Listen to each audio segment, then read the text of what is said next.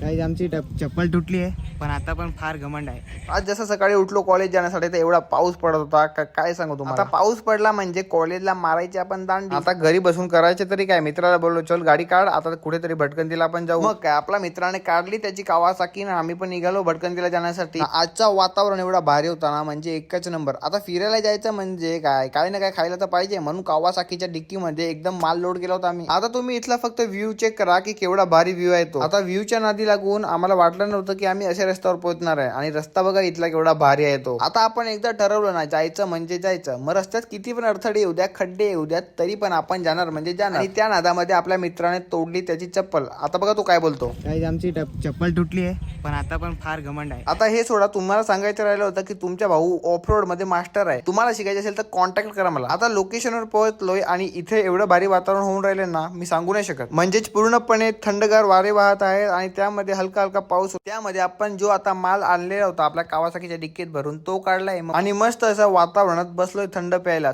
तर आजच्यासाठी एवढंच होतं. भेटूया नेक्स्ट ब्लॉग मध्ये.